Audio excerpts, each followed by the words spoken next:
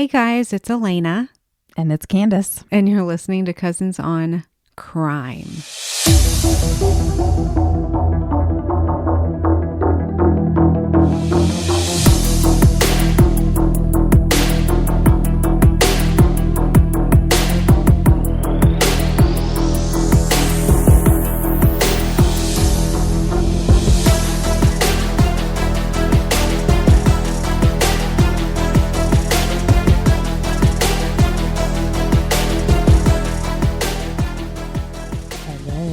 Ooh, sultry. I know.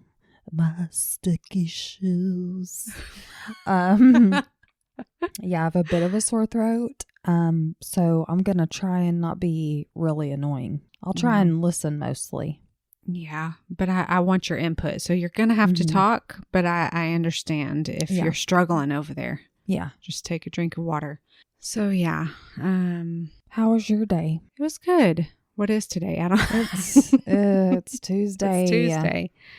Yeah, we're doing this. We're doing it the way we don't like doing it. Yeah, the day before. But hey, at least if you're listening on Wednesday, if you're listening on Wednesday when the episode drops, today is my 20th year anniversary with my hubby. Oh my gosh. Yeah. How's it 20 years? I know. How? That's nuts. It's, yeah, if it feels just like yesterday. Stupid. We should post a picture. Oh. Not of me, because I was like orange. No, you weren't. You were beautiful. Always beautiful. I was orange and I had white hair. I'm posting your picture. No, don't you do it. I look like an Oompa Loompa. No, you don't. But you should post a picture of you and Chris for sure. We'll see. But anyway. Well, happy anniversary. Thank you. Are you going to do anything fun? Yeah, we're going to get wild. We're going to probably... wait, hang on. This is a family show. Calm down. Okay. By wild, I mean probably sit on the couch and watch TV. No, I don't know. Sound like a good time. We're probably going to go to dinner. You know, we wanted to go on a cruise for our 20th, but I've not ever really been excited about cruises. So that's not happening because I didn't schedule anything. So I'm just terrible at planning. It's okay. I mean, it's okay. And life is just busy. I don't have time. It is busy. I don't have time either. Who's got the time for anything? Yeah. I just, like I said, if it's not tomorrow, it's not on my radar. Yeah. That's how I'm rolling these days. Yes, absolutely. You've come over to my side because usually you've got things all planned. That was the old me. That was the old me and who I truly want to be. Right. But maybe you'll get back there. I hope so. You know, I would like to think that I show up to my girls' events, you know, with all their friends there and I'm, you know, I've got makeup on and I'm in jeans and the girls' stylish. Friends are like, oh, your mom's so and pretty. They're like, oh my gosh, your mom's such a snack. I like to think that I'll get there someday. Yeah. But today's not that day. It's okay. So we're doing our best. We did go to the twins' preschool graduation last week, and I put makeup on. Okay. Which those teachers never see me with makeup on. And they're like, "Hi, my name is." Wow. Are they introducing themselves to you because they didn't recognize you? They did recognize me, but they were like, "You look so pretty," and I was like, you know, I like to always just look like a wreck. And then it makes even more of an impact when I put makeup on. Absolutely. Because people are like, I didn't know she had it in her. Yeah. She cleans up real nice. Yeah. I know the feeling. Yeah. Because when I actually did my hair the other day, people were like stopping you in the streets. Yeah. And it's, I don't like when people look at me and I'm like, ooh. I used to like it, but I don't anymore. But yeah. We're in a new era. Yes. Don't care era? In my don't care era. There you go. All right. Well, what do you have for us? I like the Sasquatch. Oh, yeah. On your shirt. Chris brought this back from Washington when he went to visit his brother. Nice. It's a nice sleep shirt, but I'm wearing it here. Okay. Because, YOLO. Yeah. I almost took nighttime cold stuff. I was like about to pour it out and I was like, oh, this is nighttime. Oh, I better not go with that at this moment. Because I still have to edit this episode after. So yeah. Can't be fading. No. I should have brought you a energy drink. No, those are bad. No, those are bad for the heart. Yeah. All right. Are you ready to take the sharp turn? Yep. Mm-hmm. Okay. Sharp turn. Scared. Okay. So this story has many, many victims. Oh, no. I won't name all of them, as most of them were children when they were victimized. Oh, no. I came across a video that I'm sure some of you have already seen of a man named Ricky Rodriguez. He was talking about his childhood and how it affected his life and what he was going to do about it. I will get into the details of the video in just a little bit, but Ricky had a very unconventional and unusual life. He was born into a religious cult. Oh. And he was chosen and groomed as the perfect child and heir. Okay. So David Berg was 50 years old when he founded the Children of God. Oh, okay. Which was a religious movement. Have you ever heard of it? I have. Okay. So he founded the movement in 1968 in Huntington Beach, California. David formerly worked as a leader with an evangelical group, but decided to go out on his own. Oh, not the evangelicals again. Yes. Yes. And we'll get into that here in just a minute. Very interesting that you talked about it last week, and here we are. Here we are again. I had already started my investigating into this case whenever you did yours, and I just... it's a nice little segue. Sure. So this mission of David's was to build a movement more focused on the end times. I'm sure a lot of you have heard of this story. It's really sad, but I've been going through something with these cults and deception in the world, but we'll talk about it. This group promoted free love and consisted of youth and young adult aged men and women. And some of these men and women brought their children along. One of their practices was sacred sexual sharing. Ew. Where many of the relationships were openly shared. Gross. Yeah. Husband and wife sharing with other husband and wife. Well, this is like last week's episode. Gross. Yeah.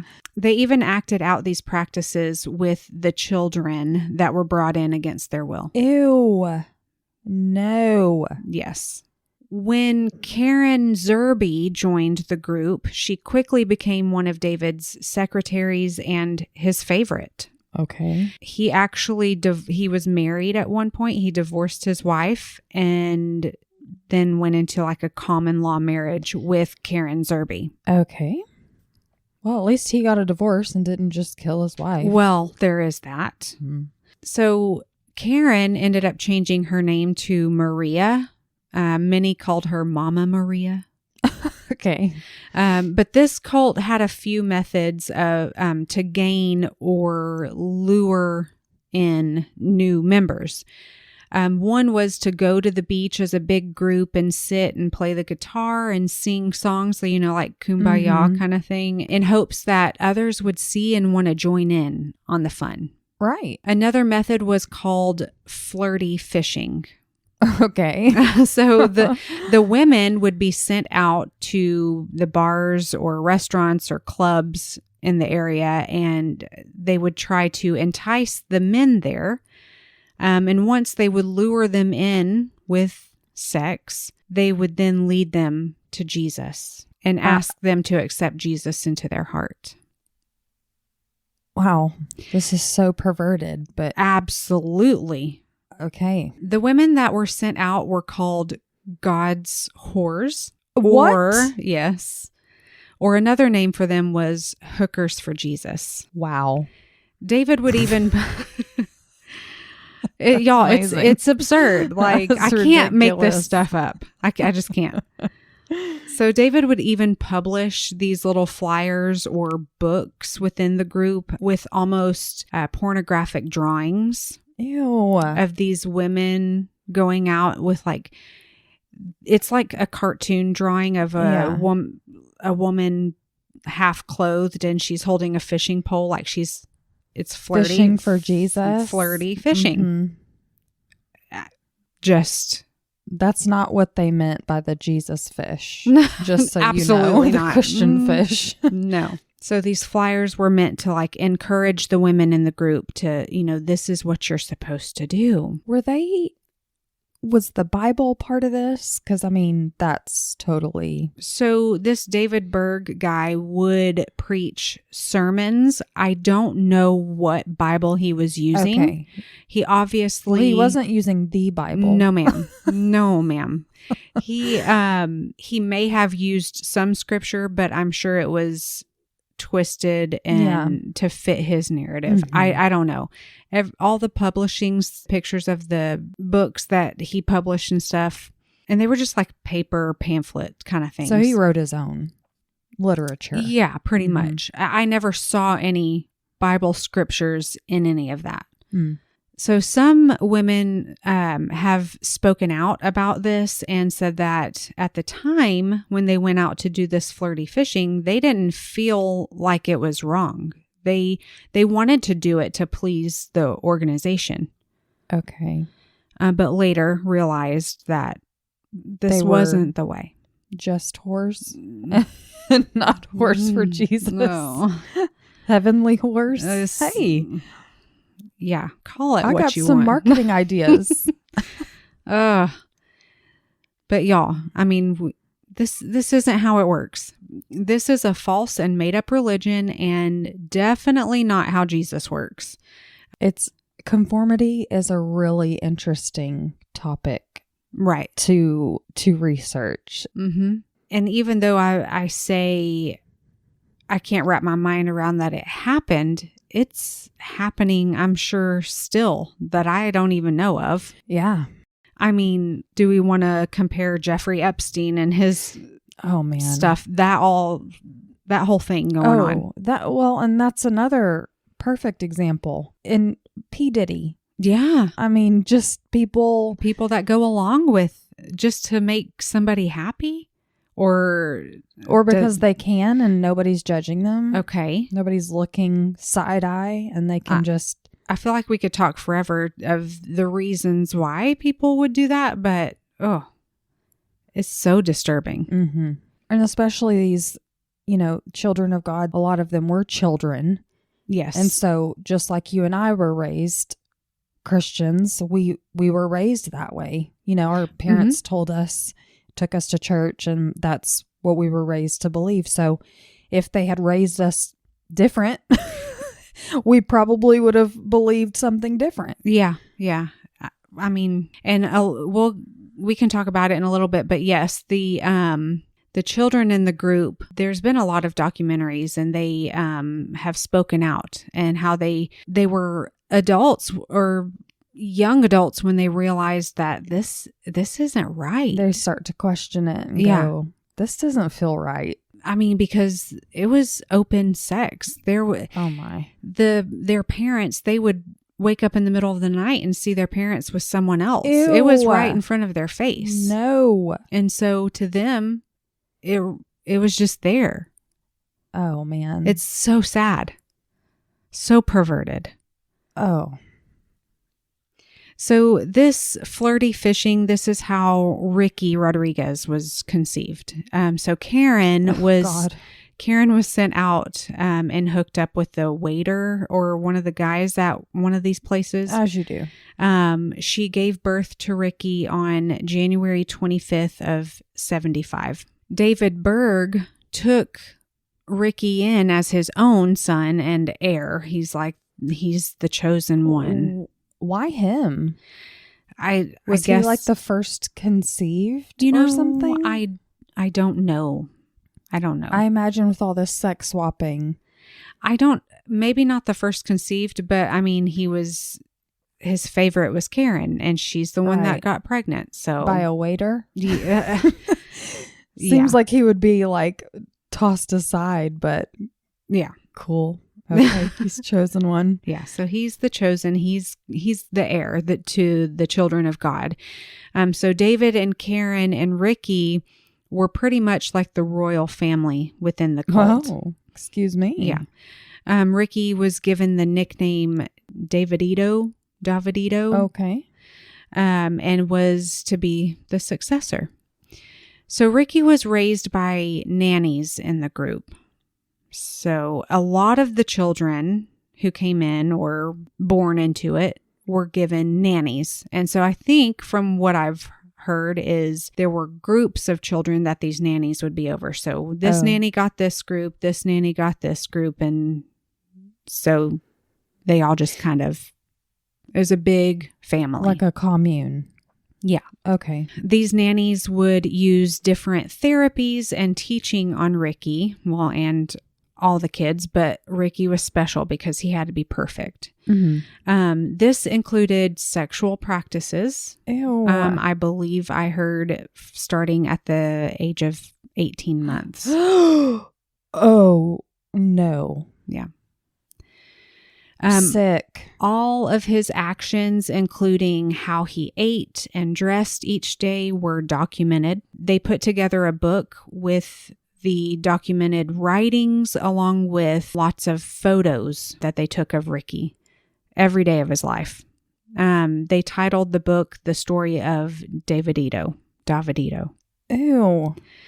Weird. So I've heard of Children of God, but I've not heard this like in depth. Okay. And there's so much more, and I couldn't put it all in here, and I didn't want to. Yeah. Okay. Leaving stuff out sounds good. Yeah. So this book consisted of photos of women laying in bed with Ricky. No. Mm-hmm. The child? The child. Oh. Photos of him with other children hugging and kissing. Gross. It was promoted very heavily for kids to love each other. Ugh. Now, Okay. you can look at the picture and say, aw, how cute these kids love each other. But looking at the context of all of the other pictures and writings, it seems something immoral. Perverse. I've got pictures of the twins kissing each other, Hazel kissing the twins, but I don't encourage that. Exactly. In a sexual way. Right. That's disgusting. Absolutely. Oh my God.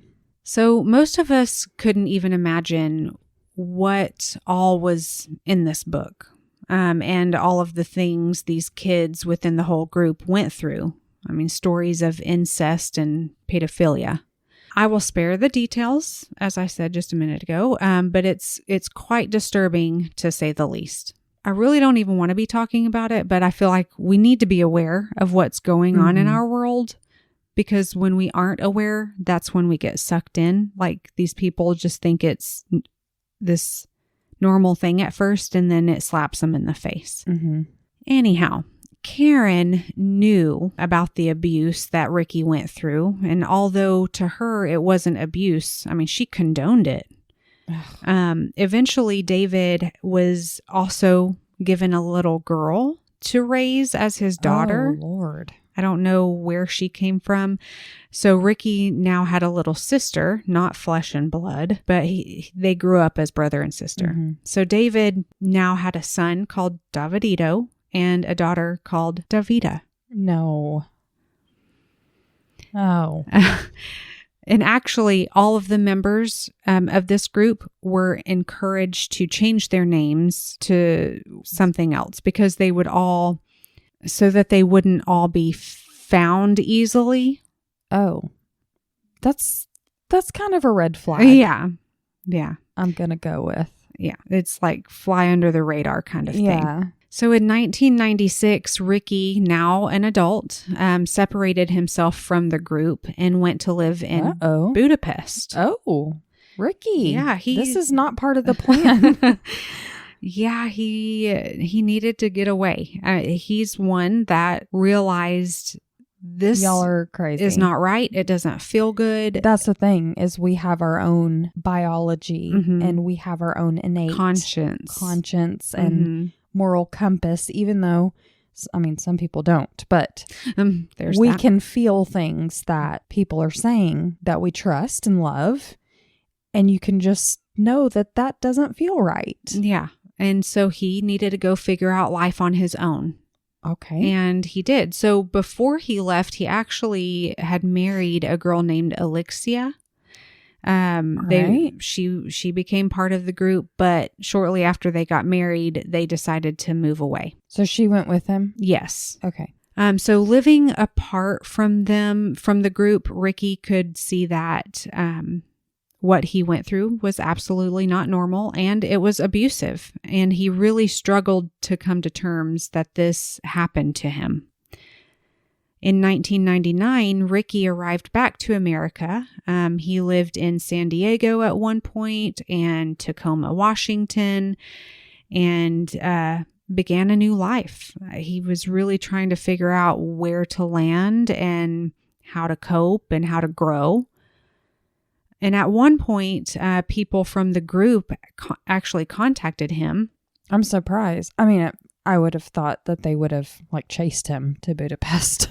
Right. But yeah, I mean, it doesn't surprise me that they were waiting till he got back. Well, and I think so. David and Karen, they were living away from the group already. A lot of the group, like I heard, like 80% of the group didn't even know, never even had communications with David and Karen. They only knew of them by their writings. Oh, like they would write, they would publish these things of how you're supposed to live and how you're supposed to love each other. So it wasn't like up close and personal because it was a big group. It grew. Mm-hmm. But so the people who contacted Ricky when he got back to America were people who had left the group, and they begged him to speak out, to tell his story, because they wanted justice for what happened to them. And they thought if Ricky tells the story, being the royal child, if he would talk, the rest of them would be believed. Right. So he did. He tried to get help. They all, I don't know who within the government or whatever, police force, I don't know who he talked to. Seemed like they wanted to help at first, but nothing really happened. I wonder what everybody thought when he was in overseas. I wonder if his parents spun it as he was doing the work. Mission work or something. Mission work, or if they, it feels like they wouldn't let everyone know that he had left the religion. Well, it's very possible that they didn't even think of it, because this had grown to an international movement. It was in several different countries. So him leaving may have just been an assumption for everyone that he was still, I would assume so, a children of the corn. Right.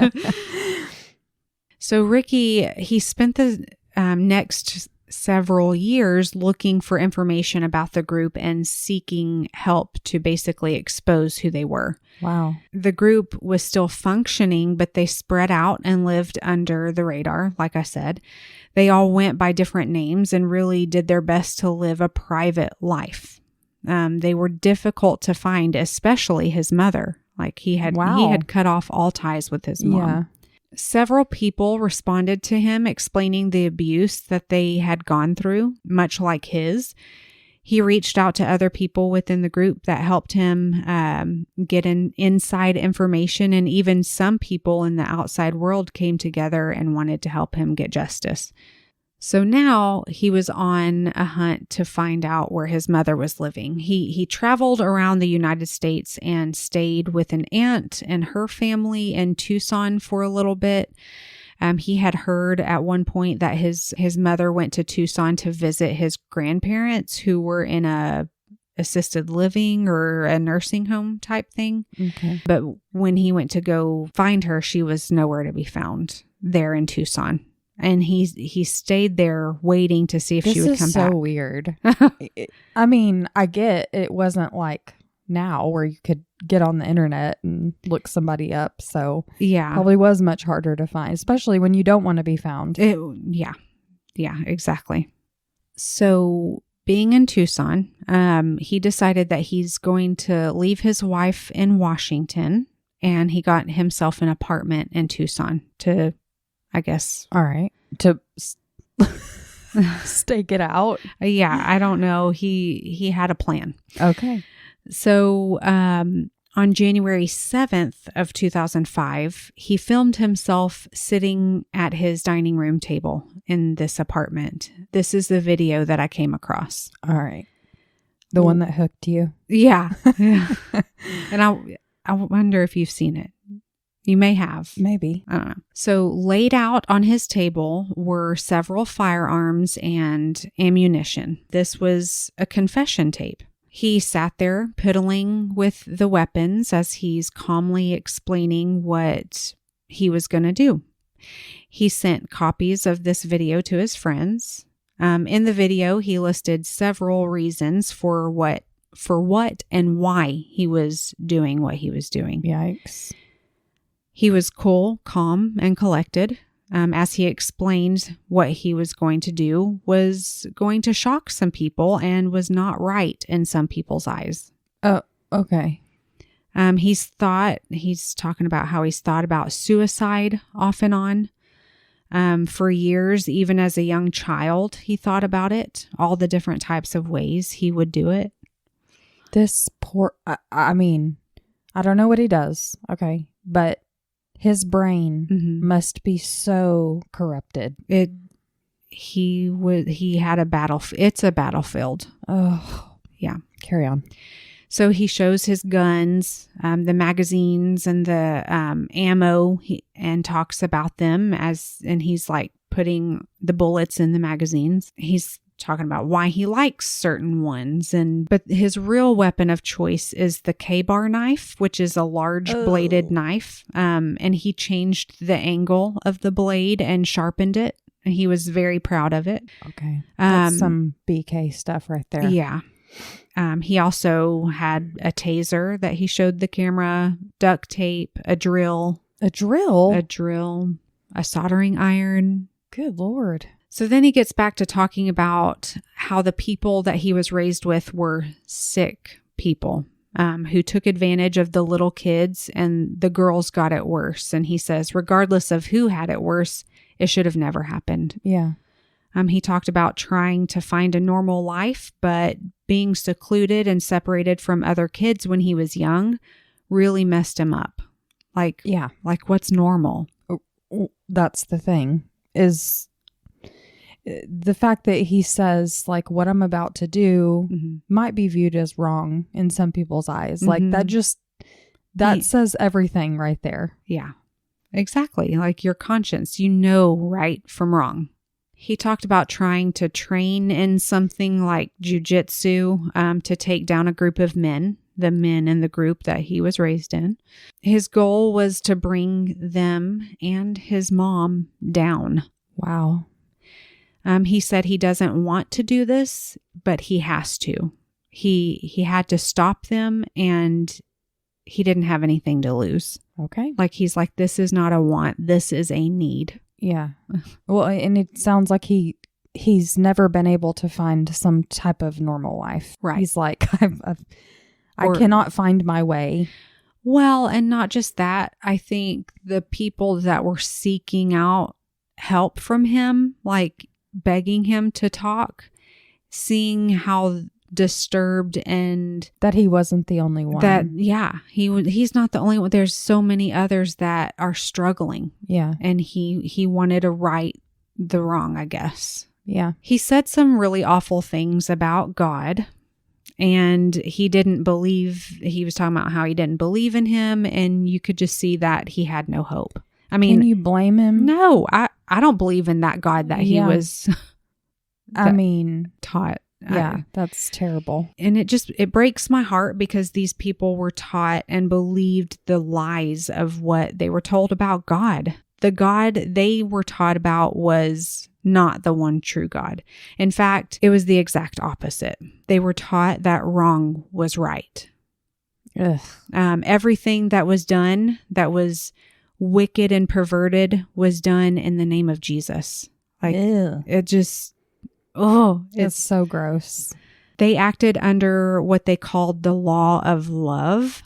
They could do anything to these kids and then justify their actions by saying, oh, it's because I love you. Okay.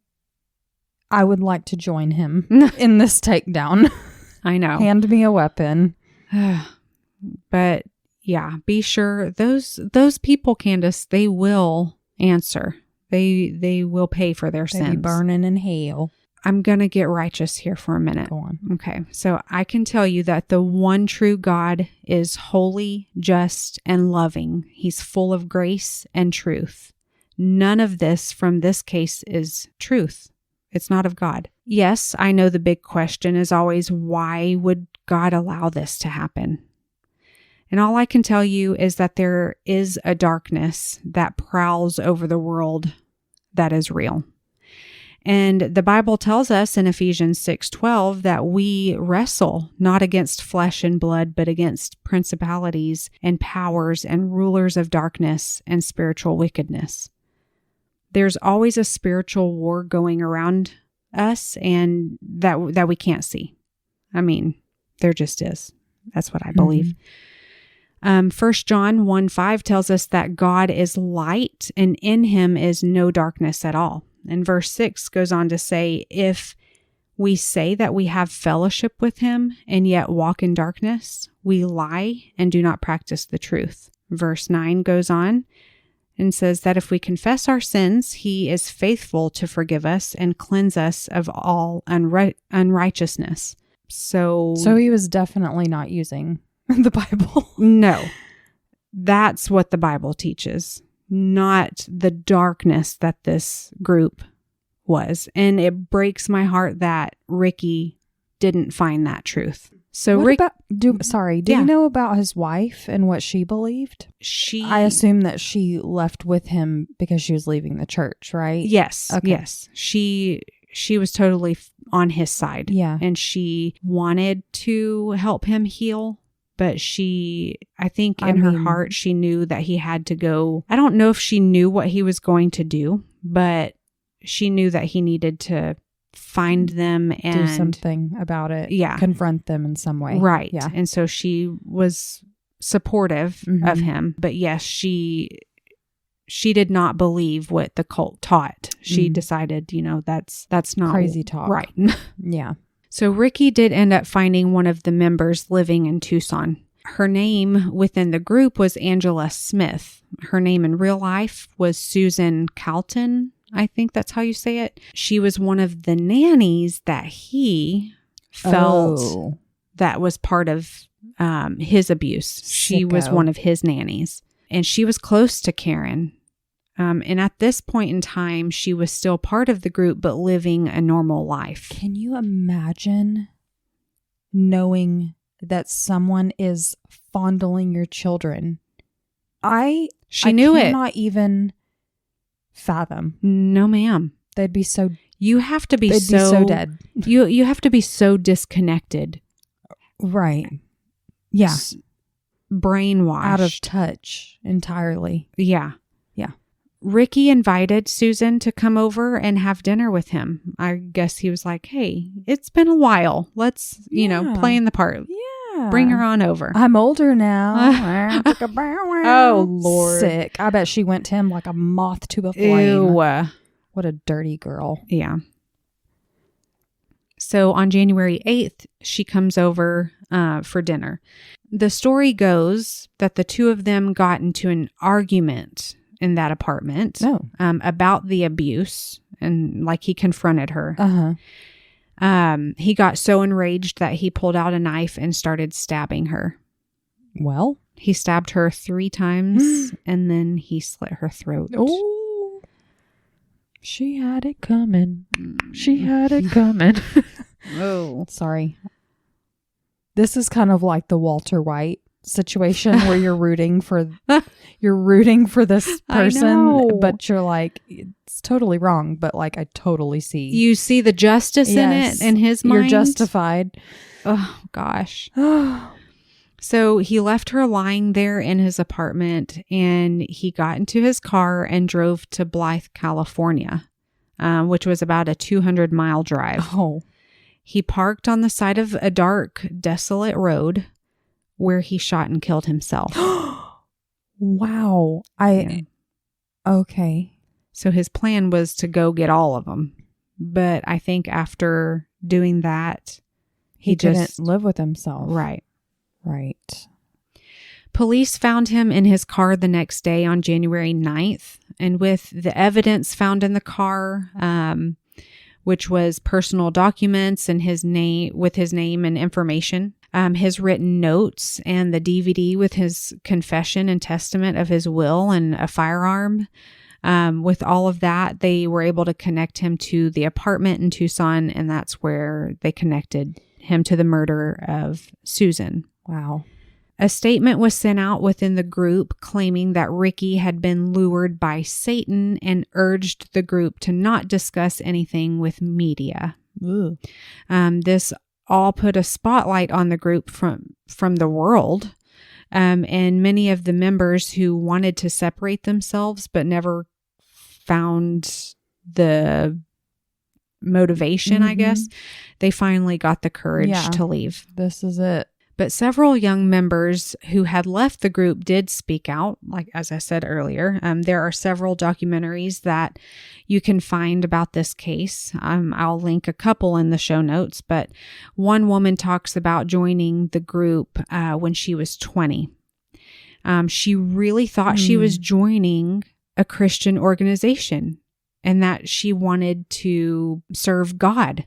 Yeah, I mean, that's how they painted it. Yeah, exactly. And she said she just got sucked in. There were 200 people when she joined, and by 3 years in, it had grown to 10,000. Good Lord. People. And even went international, as I said, and David went on the run to different countries. I know I jumped earlier and gave all this information earlier, but yeah, he knew what he was doing was wrong. That's why he fled. Yeah. Even though several people left and are speaking out, the group still has supporters and members that speak on the contrary. I mean, they when asked about all of these allegations, they're like, no, that was never, if anybody ever did those things, that would have been dealt with. So they are denying the sexual stuff? Yes. Even, I mean, there's so much proof. Yeah. But okay. So they were saying the allegations on these documentaries are over dramatized, and it just wasn't like so that. All these victims are lying. Right. They all got together and was like, let's make up a story and let's lie about this. Right. Yeah. But yeah, you can just look at a few of the thousands of pictures and just get a sick feeling in the pit of your stomach and know that what was happening in those pictures was absolutely wrong.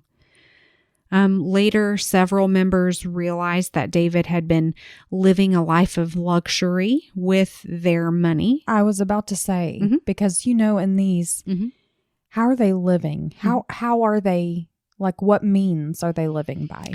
I don't know if they had jobs or careers and stuff, and they're paying this organization, like tithing to them. So one woman did say that whenever you join, it's like the idea is to give all of your possessions, your money. Okay.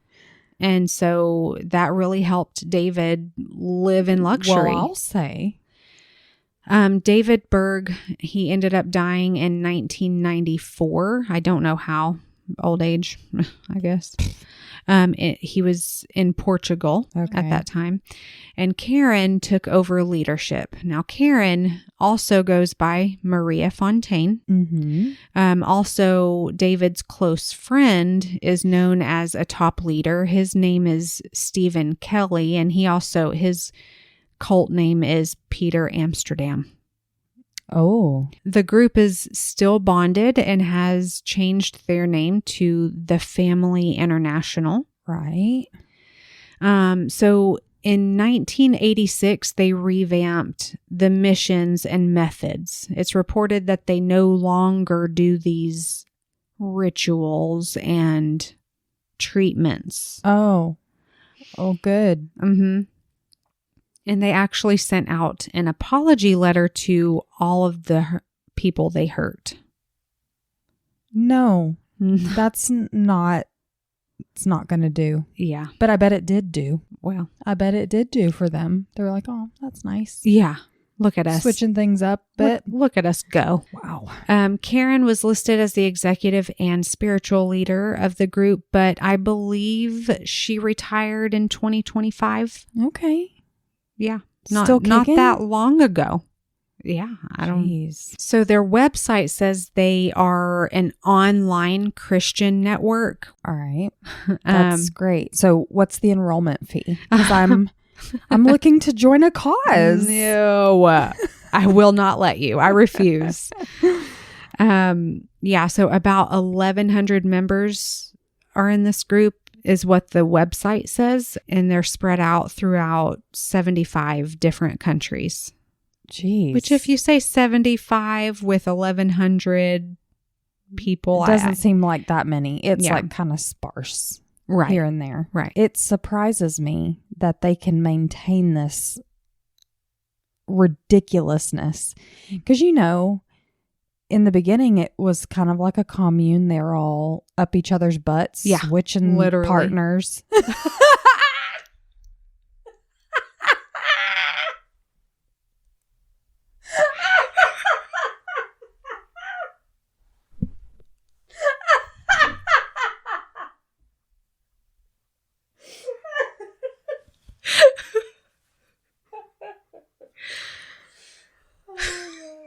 I don't even know what I was saying. What was I even? At the beginning, they're all up each other's butts. Yes, they were up each other's butts, both literally and figuratively. So that's how you drive. That's how you kind of solidify these stupid ideals, these lies that you get people to believe. Yeah, if they're doing it, like, it must be. But then now they're all spread out, living in all these different places, but they still buy this ideology. Yeah. That's very surprising to me, but okay. And even many in the group, they cannot or will not tell you where Karen Zerby is, but they say that even though she is not around, she's still very present in her writings. Okay. So she's still teaching and sending out these writings. And that's what gets me, is they're taking that as Bible. Yeah. Someone who can't even show their face. Right. And meet their congregants. Mm-hmm. Yeah. Is just putting out this stuff that you just have to believe. Yeah. All right. So there have been books written, as I said earlier, documentaries. If you want to go look, I mean, there's so many stories. I couldn't get into it all. Jeez. What a rabbit hole. Yeah. And y'all, please don't believe everything that you hear. That's the main point of this whole thing, is to point out that you cannot believe everything that you hear. Like, ask more questions. Don't just go along with something. Yeah. I mean, I remember hearing things in church that I was just, even as a kid, was like, what? Like that? Right. What? And there, even the Bible, I know there's stories in there that people just can't wrap their minds around. Like, it sounds fantastical to them. But if you believe in God, that's why it says to study his word. And there's so many people who have put together there's a new movie has science backing up some writings of the Bible. I forget what it's called. The Story of Everything. Anyway, I haven't gone to see that, but it's like a documentary movie. Anyway, don't even take that as fact. Like, do your own, think for yourself. Yeah. Yeah. But the Bible it says in 1 Timothy, I think, that the Bible is God breathed. I mean, this is God's word. He didn't write it. He spoke to other people who wrote it. That's my belief. But I just feel like I need to plead with y'all to stay level-headed, because I mean, in these days of AI and these UFO and aliens documents that are coming out. What a disappointment that was. I'll tell you what. Yeah. Well, I have my thoughts on that, Candace. I'm not saying I don't believe in aliens. Don't freak out, okay? I don't even know you anymore. But why are they choosing now to make a whole fuss about it? What they've released is useless. That's what I'm saying. What they've released is just what is the point? Supposed to be the beginning, I guess. They're just letters from all these people that over the years have witnessed things, and they're like, "Excuse me, FBI, please tell me what I just saw." And the FBI's like, "Yeah, we don't speak on stuff like this. Like, there's just nothing we can do about it." Yeah. And it's just countless letters. Yeah. And it's all documented. So they obviously kept the letters for some reason. It wasn't just like a little kid writing the senator going, "Hello, I saw something floating in the sky." But why now, when there's so much more concern in the world? Well, I think it has a lot to do with our president. He's just calling the shots around here. So, well, there's the question of, what's the point of this little bit that you wanted to show? Well, there is no point to this. The show of it. That's what I'm saying. So the whole of deceiving us that, we have all this information. Yeah. And, get you all excited for something, and for what? Like, we need to continue using our minds. That's true. AI, we're going to stop using our minds if we depend on AI. Like, it's just... And no one was more excited about the FBI files. The UFO files being released than I was, because I was like, great, I'm going to see some autopsy photos. Right. Like, I'm going to see alien beings. And it was just a bunch of crap. Like, and so I used my brain and I said, on my Friday night, I was scrolling through the documents, and I just thought, it's just frustrating. What a loser. This is what I'm doing on my Friday night. But there was nothing. Yeah. So you're right. Use your brain. Yeah. Use your mind. Use your mind. Think. Yeah. God gave us a brain for a reason. Yeah. He gave us a conscience. Listen to it. It's really, really sad that the devastation of the psychological turmoil that lives on in these people. Right. These children that have grown up to adults who probably have their own children now. And some of them have probably firmly figured out the truth and the light. Some of them are probably very much struggling with what that is, and reconciling how they were raised to believe things that are clearly perverse. Right. And knowing that's not true. It's very sad. Yeah, it is. It's heartbreaking. Even within, like I said, even within Christianity, there's a lot of things that crop up. There's like COVID. Seemed like all the Christians were like, we're still going to go to church. They weren't using their brains. Okay. So you've got millions of people dying, and you laugh in the face of it and say, no, we're just going to keep on keeping on, instead of using your brain, the brain God gave you, and say, okay, well, let's sit tight at home, be safe, and we'll come together when it's safer.